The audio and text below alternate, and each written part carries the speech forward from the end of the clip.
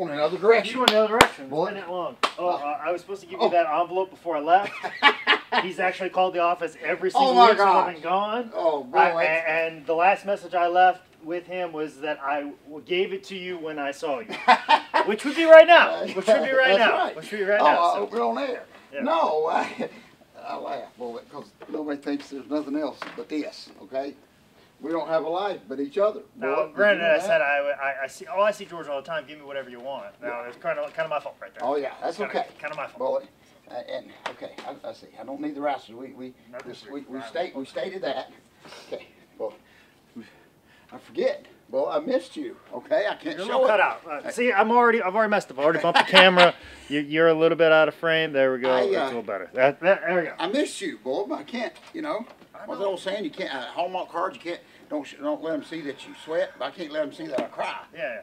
That I missed you. Well, I'm glad we missed each other last Tuesday because I was not in a condition. Like I was feeling some kind of way, and I'm finally normal now. I feel like the last 2 or 3 days I finally got back to normal. What a trip!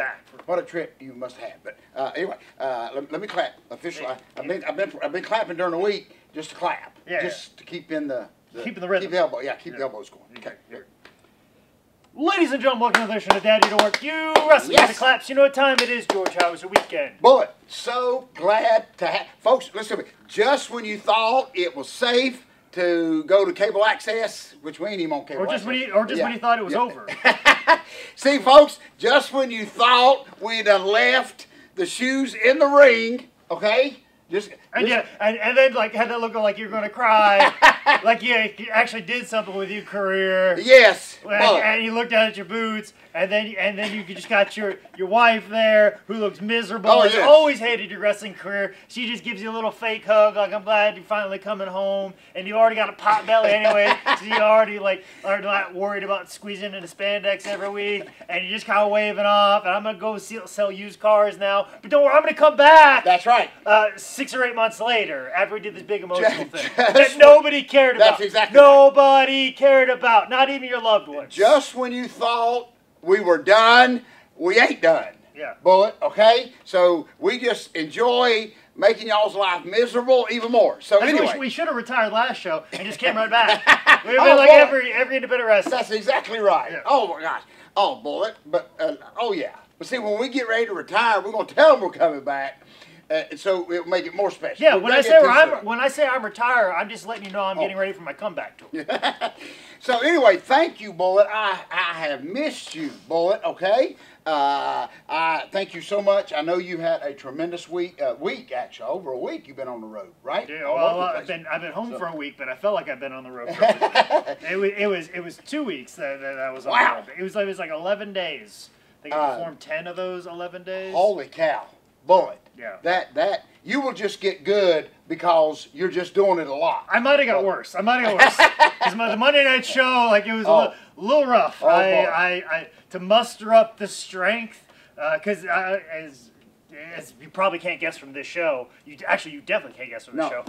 Me talking in front of people. Well, actually, no. Since we're not talking to anybody on the camera, right. So this is exactly what I want. This is because I'm just talking to you. I'm not very good at being an extrovert. So it is extremely draining to me to perform. But it's funny, all the things I want to do with my life consist me performing in front of a large group of people, which is the most physically draining thing I could possibly do, but it's the only thing I want to do. Well, now I have asked you, do you, I know there was different cities and different towns and stuff like different places, but are you able to use some of the same material or not? I mean, I don't know how that works. I do, but each town is different. Everything is different. And I tried to do like something I would do in Indianapolis and Nashville. I'm like, no, I should have done something that I did over here in Memphis. And then I did some stuff in Memphis, and it didn't really work over here in Cookeville. And it's just this weird puzzle. But the thing is, I want to work on things, and I want to do my material, and I want to stand like, this is what I want to talk about. But sometimes, even the place where they're holding comedy, they don't want to hear comedy. They want to hear something else. So I'm kind of doing this thing that I just do whatever the people in front of me want to hear, and hopefully I have enough of that stuff that it works out great. And in Memphis the first night, which was a wrestling comedy show, I had all this wrestling material. Oh. And it worked great. Memphis was probably the best part of the whole trip, and it was day one. It was day one. Now, other than the Revolver show, which was later, but I feel like after the Revolver show, it took out all of my energy. But Reggie B. Fine was in the audience in Memphis, so it was like, I felt pretty good, and I started having jokes about Memphis wrestling, and it was great. And then I started getting into my wrestling material and started cooking, started going, and sold a lot of merch that night. Very happy. It was a small crowd, but I felt like I got a good handle. Oh, I love that. And did jokes that everybody could appreciate. Right, and right. Couldn't have gone any better. So I can't thank Josh enough for putting that together, and I think we're going to do it again in the future. Oh, I love that. Yeah. And most more things, you got up that way, you got to eat chicken. Some of their special. Listen, let me tell you this. I ate Nashville chicken, and I ate Memphis chicken. Now, supposedly I didn't go to the right place in Nashville to eat chicken, because that's what it always is. It's like, no, you don't go to that place. Yeah, I kind of went to the Tony Luke's version of Nashville chicken. I didn't go to Gino's version of chicken, which is the most authentic. I didn't go to Prince's fried chicken. So apparently I got to go back to there. But because as it stands right now, Memphis chicken better than Nashville chicken, hands down. Oh, I love that. Boy. Just not as greasy. It feels like just as hot, just as more flavorful, in fact. And I just felt like I didn't feel like I wanted to die after it. So. Oh, and so then when did you arrive back home? Because I know there was some last Tuesday later-ish exactly. in the afternoon. So oh wow! I was done, George. I haven't been the same person for like it was 5 days after that. I'd probably say about Sunday I got my bearings back. Monday I felt more like myself. Today I definitely feel like myself. Yeah. So I'm glad you're here today, as I just sorted out my life. Well, and see, and a lot of people, I mean, that all of this that we just talked about is not even including the regular like job that you. But it's the travel. It was the traveling that got me. I know exactly. Each day had a minimum of 3-hour drive. That's right. Most days were a 5-hour drive or a 7-hour drive. That's right. Or 5 on the front and then 2 on the back, and it just and see, was so much. It's so much like in wrestling. The fans actually think that we just fly everywhere. Even. My good friend Ivan Koloff and all them, the ring took a lot of toll on their bodies, but Ivan used to say it was all those years of, that big man being cramped up in that car, of course, driving. And that's the same way with you. I mean, you just didn't fly in to Nashville. And also, too, like, not really relaxed. You know what I'm saying? Like, when you go home, you can kick up your feet and you kind of know where everything's at and you relax. No, but when you're in a hotel room, you're getting reoriented. Exactly right. And then it's like an hour to figure out where you're going to eat, where's the best place to eat, where you should eat, and then figure out where you're going to work. So, but it was like a process every day. Nobody understands. Of laying out a schedule of like, okay, I need to get up at this time because checkout is this time. Their free breakfast ends at this time, right. And then this time I got to go to the gym before all that so I can get a shower before the road because I have to shower because I have to go straight to the show, so I'm not going to have time to go to the other hotel. Where this day I do have enough time to go to the hotel. That's exactly right. I just got in that rhythm of just laying out my day like that every day, so that when I come back here, I was completely messed up. Exactly. I didn't know how to live my life anymore. There was a moment in time where I saw the signs towards Charlotte, and I almost just skipped that last show and kept going. But then after I did that last show, there was a part of me like, you know what, I could loop back up and then do this whole thing all over again with a few emails. I could just stay out here forever. And that was a scary thought. And it really is what you just said, Bullet. I could have gone either way. Even though you're not on stage, you're still, like, your mind's going the whole time. People, I remember all those years of traveling. My kids would say, "Oh, what are you worried about, Dad? You got to sleep in a nice hotel." They don't understand. Or like when that time I went through where the National Football Hall of Fame is, everybody thought, "Oh man, you should have stopped." They don't understand. You ain't got time. Like you couldn't see Graceland. You know what I'm saying? You couldn't. I did though. Okay. Did you really? I went to Graceland. Oh boy! I that's the thing. Like the early part of the trip, there was a lot of time for me to do that. The back half there wasn't as much. Bullet. And also, dude, the back half. I love that. I knew that because we the back just bonded. back half I didn't care. But I went to Graceland. Oh, I love that. Listen, Graceland is not the Graceland I went to when I was 16. Well, seriously, and I want to add to that. It's like just your average, I hate to say this, because I love Elvis and I love Graceland, but it's like your average house now. You know what I'm saying? I mean, it ain't like Graceland. It's like there's a McDonald's right beside it. There's a Wendy's behind it. You know what I'm saying? Oh, yeah, they like... Heaven forbid, Memphis, you build up around Graceland. Heaven forbid you do anything to like make that neighborhood nice. It's the only reason people show up there anyway. I know. But you got like a Roses. You got another you got a Fred's discount store. Can't you put a Target in? I mean, where's a Panera Bread? Let's get some corporations in there and kind of spruce this place up. No, you're exactly right. And I have said that, and everybody thinks I'm just being an idiot, but that really, it ain't like Twitchy Railroad in the mountains has more fiaz about it than Graceland does. Yeah, it's like you got lost on 3rd Street and you hang a left and I mean. But then Graceland, they did all these things. It's a big money pit now too. It's way more expensive than it was before. Like when I went there when I was in high school, I mean you just paid a guy $20 and let you just walk around and do whatever. Yeah. Now you've got to wait for a bus to come take you to make you cross the street, and then like they give you an iPad. They get an iPad that sit around here, and they got John Stamos giving you a tour, and they have a picture of what's in front of you. Like no lie, I got a picture of the kitchen on the iPad, and the kitchen's right in front of me. I'm like, why am I like? And this is like putting me in front of a screen, and also too like you got like 80-year-olds, like dealing with screens, and John Stamos talking in the ear. Like I'm just waiting for when Graceland turns into Westwood. That's all I'm waiting for. Please tell me at least across the street was his dog, Lisa Marie's plane. Oh, the airplane. And the thing is, the airplane, that's like one of the better parts of the whole trip, but that's like the freest thing they give away. I know, that's what I was going to say. There's like, we don't care about that. I know. You know, they don't care. And also, it's like the ring trailer, just stuck over there. Yeah, you know, it's like everything's got like, oh, by the way, you can look at the plane. Yeah, I know. When the plane, I think is the coolest part, because like that's actually like impressive. But like the house... They actually changed a couple of things because now they got this 10,000 square foot museum, and they took a lot of stuff because the racquetball court used to have all the gold records hanging on the wall as part of the museum thing. Now they just moved out all the other side, so they took a lot of the stuff out of the house so they can get you to pay an extra $40 to go in the big museum that's air conditioned, and they got a whole little village. Like I'm telling you, it's gonna be Westworld's house. We're gonna have robotic Elvis, Priscilla Presley.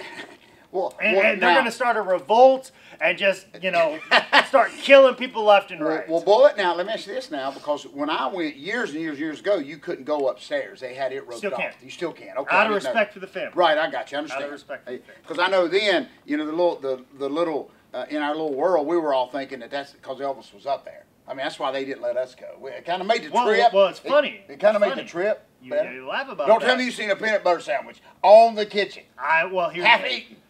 One of the things on the tour that they said, that John Stamos told me,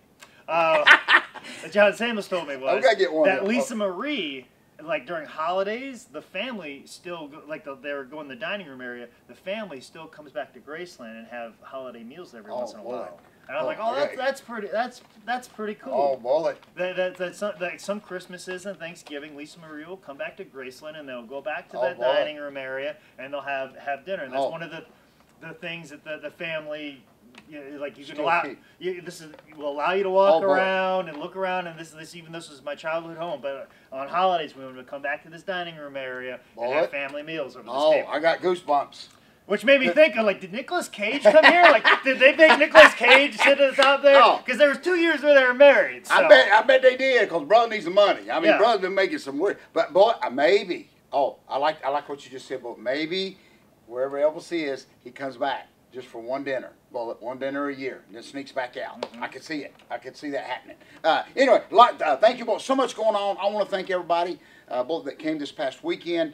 I do got to give a quick plug. We just did. I finished up my outdoor football stadium show.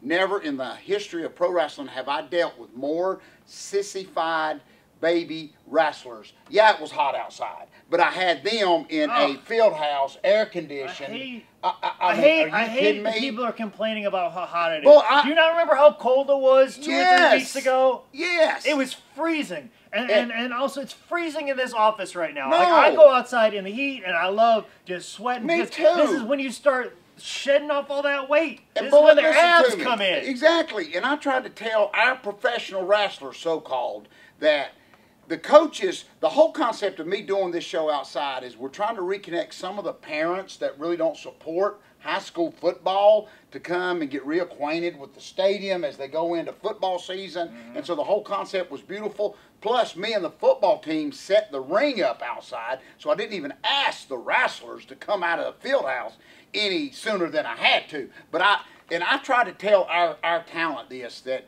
the coaches don't need to hear you complaining about it being hot. Are you kidding me? I love that it's hot. I love you in that ring. You're sweating. Oh, gosh. Me you too. Just drink some water. You're I fine. know, and I know. And so that's what it's about. It's just he's getting in there sweating profusely, like you should be like. It's like you just ran out of a shower after you got a wrestling ring. Gosh. I love those hot Me too. I love those ones where you just chomp down on the humidity. Oh, those matches. I love that. I appreciate those. Me too. And so we got through that one, and of course I'm going to quick plug. And I know you're just getting back home, but of course, this weekend, this Saturday morning. Back, can you believe it? It's been a full year. We're back at Charlotte Motor Speedway, okay? For the next 2 weekends, we'll be back at Rock City Campgrounds doing our thing. I may or may not be this weekend, but next weekend for sure. Yes, for sure next week. Yeah, I've got an early call time on Saturday because of Queens of Combat. I'll be filming that show. So I won't be able to make it this weekend, but next weekend I'm for sure going to be there. Absolutely can't wait. Thank you. And I hope it is so hot. Oh, me too. I hope I'm dripping Me too. sweat. It's definitely one of those ones. And what I felt at this show Saturday, and tonight at training, I'm gonna have a 30-minute meeting on, guys. Either if you're gonna do this, just shut up, because the fans didn't even start complaining about it being hot till they heard the wrestlers talking about it being hot, and they just think it was a cool thing to do to complain. I got so tired of hearing. And also, too, George, you have one of these new High Spots powder blue canvases. It's not the old days of the EWA where it was the black canvas that got set up you could fry an egg at 9:30, and then the show's at 4, so it's been out all day like a cast iron frying pan and just sizzling.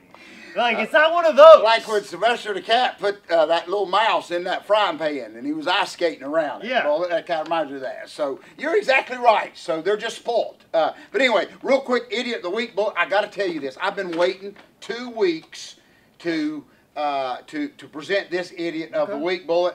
I have it documented on paper so people can't believe it.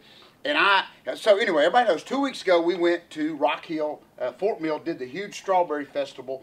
2 huge days, like 6 shows, 10,000 people at this place. Well, Friday, Bullet, if you can believe this, of course, I've been trying for the last 4 years to get revenge on Rock and Roll Express, okay? And, of course, I didn't. But anyway, and everybody knows I am the bad guy, okay? Believe you. I know it's hard for y'all to believe. Spoiler alert. Spoiler alert. I play the part of the bad guy, okay? So listen to this, This is the Man in Black. So listen, even you here, and I know you believe every word I say, you ain't even going to believe this, Bullet. I couldn't even believe it. So anyway, here's on Friday, okay, 10,000 people.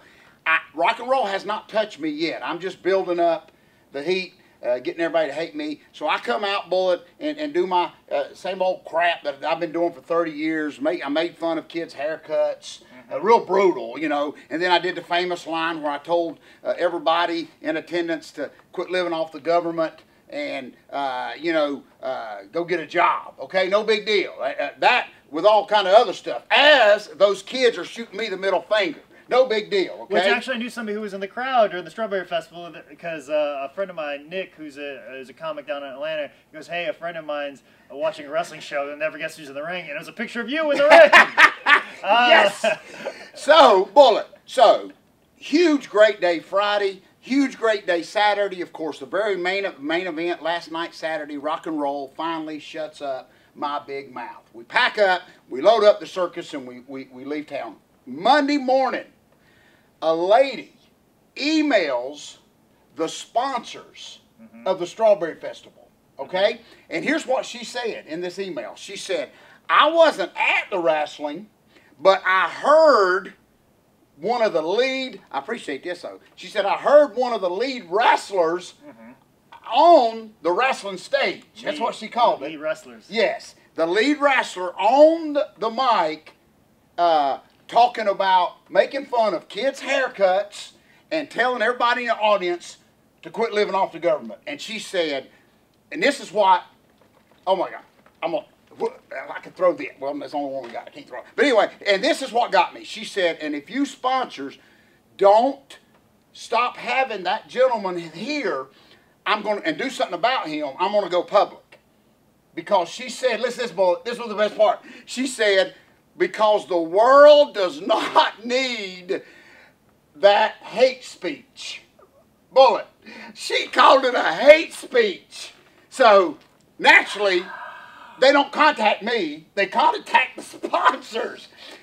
There is so much. I'll throw her in this idiot bag so hard because she'll come through the bottom of it. But Bullet, listen to me. She said if they didn't quit having people like me at these events, even though she wasn't there. You mean heels? You mean bad guys? Yeah, bad guys. Exactly. And what made me so aggravated, if she would have bothered to come, Bullet, she would have saw that the bad guy gets shut up in the end. Good wins, okay?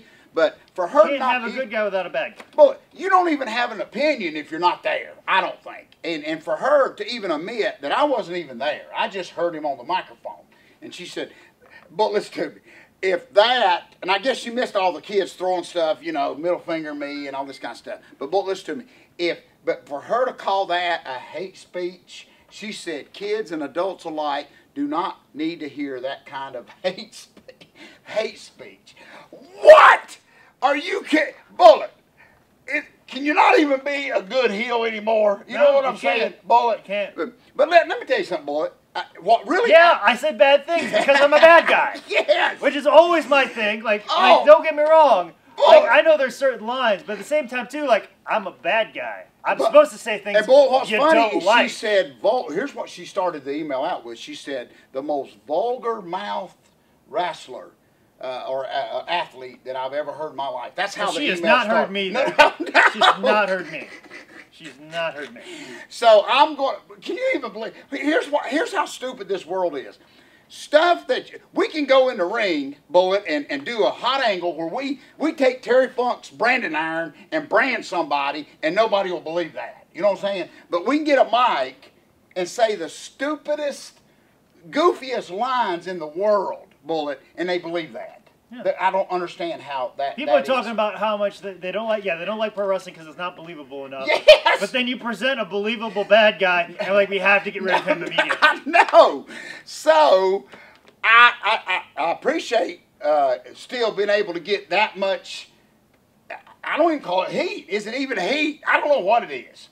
But Bullet, would you? Now here's the question: as I shut up and as I throw her an idiot back, would you? Really, probably the same person that was saying, "Oh, we're too politically correct these days," and started chanting "lock her up." Yeah, probably the same person that probably said all that. But Bullet, let me ask: would you really have a problem? It's like telling jokes. Would you really have a problem with someone telling you to get a job if you had a job? That's what I'm saying. I'm just going to leave it right there. Okay, Bullet? If you're a kid with a weird haircut, would you really be bothered by that line if you didn't have a weird haircut? I don't know. I'm just throwing that out there. Okay? So, anyway, I'm just glad that old-fashioned heel work is still out there. I'm so glad that old-fashioned heel work is considered a hate speech. I was a little worried that maybe we've already said everything we're supposed to, but nice to know just being a heel makes you not. No, exactly. Nice to know. Seriously, Bullet. So anyway, we're going to throw her. Of course, the sponsorship said they would take care of it. Said ain't no big deal. They just kind of laughed about it.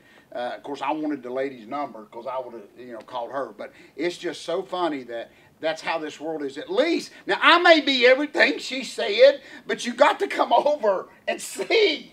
You see what I'm saying? You can't just hear. Yeah, people being just hear and have an opinion. Yeah. I mean, my gosh. And of course, like we said, you got to see the whole picture here. The whole picture is for the good guys to ride in and save the ranch. Well, save the day. So anyway, what I'm trying to say here is we get ready to close. I'm glad to see that I'm keeping your legacy going of ticking people off while you're out traveling. Okay. I say next year put a steel chair on top of somebody and hit somebody with a baseball bat, and then miss them and hit them in the face. That seemed to work as well. Yeah, but what I'm gonna do next year, I guess I've got so much heat now. I'm gonna have to create like a strawberry mask. I'm gonna have to do the Midnight Rider, but the Midnight Strawberry. I'm gonna have to Midnight Strawberry. I might do a strawberry. Okay, big old strawberry, but I gotta hide my face, bullet, because there's so much heat. Because of your hate speech. Yeah, cause my you lost your book deal. Yeah, I lost everything. Your Twitter account's been deleted. Listen, I'm telling you right now. Listen, Facebook has kicked you off already. I'm telling you, bullet, because of my hate speech. I lost my YouTube video. This YouTube video has no longer got advertising on it anymore because we're talking about hate speech right now. I'm going to lose my bottle endorsement, even though I pay for it myself. Bullet, listen. Cam Newton's going to... Dak Prescott's going to start advertising that because you get your Cam. You just lost it. And you know I'm really in trouble when I ain't even going to be able to hold this. Yeah. Look at bullet. Okay. Now listen to me, lady. I don't want anybody with dealing with hate speech holding this DVD set. Sorry, just a business move. Well, do you realize that I could go... I can still support you. I'll tell you what, I'll still send you private messages saying I still support you. But I'm not going to say anything publicly about it, so I got to hold this now. Exactly. So. Yeah, that's exactly right. So, I've lost... Thank you, lady. You just messed with my income, okay? And are you happy now? Okay? Yeah. Bullet? This would be the Bullet Jake Manning bottle of waters. Well, folks, listen to me. While you're sending your hey, we got. I didn't know if we had another. Did you actually physically put her in there? Put her. Oh yeah, she's in there. She's okay, in there. boy, yeah, she's in there. See, ma'am, I hope you're happy. I can't even help my co-host hold anything now because she's blackballed me. Yeah. She's blackballed me from the Strawberry Festival. So, but just wait. I ain't gonna tell y'all who it may be, but the Midnight Strawberry may be coming. So, folks, when you want to send an email about this show with complaints, do it in between reading the second greatest book of all time, which is available at highspots.com, which is the place you should not be sending your emails. But go ahead and send some tweets and some Facebooks and all that stuff to me on Twitter at ManScoutManning or on Instagram at ManScoutManning. This has been another edition of Dad, You Don't Work, You Wrestle. I feel naked, bullet. Listen, I lost my sponsorship. Bullet. It's gonna be dirty yellow strawberry next year. So. Oh, I love that. I'm gonna win the belt, bullet. I'm gonna beat you for the belt. Then we're gonna have to unmask. Yeah, either the mask or the belt. I gotta leave, bullet. I wish all I had to worry about was hearing somebody on a microphone in a strawberry festival. For heaven's sake, bullet.